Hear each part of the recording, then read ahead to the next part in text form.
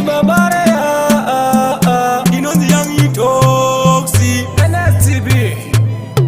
ndadiko zvandisina kana sendi mwedzi wapera pakudiwa wayerenti mukoma nesti ndipo chipande ndoti andibudidzira hembe panze ndatochiseko chemuraini ndakutosemesa muraini pese pabi vavangonzi dini ndodiko mwarinini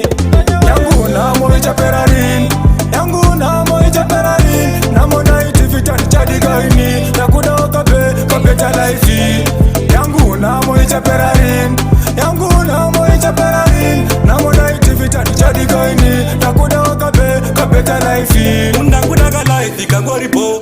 ukaya kandoona panesto kalaifi kanorara mwana nacho ndiko kandoda kangoripo undakuda kufamba nechakwa kufamba ndakagara inini ndichispakwa chitayandaten kumrauna chatai kuronda ulikurura nafamba yangu namo ichapera rini yangu namo ichapera rini namo naitivitani chadikaini ndakuda kapeta laifi yangu namo ichapera rini yangu namo ichapera rini namo naitivitani chadikaini ndakuda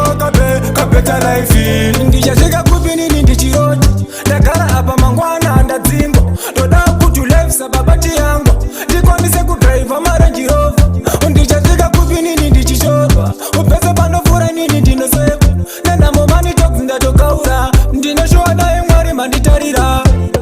yangu namo ichapera rini yangu namo ichapera rini namo naitivitani chadikaini ndakuda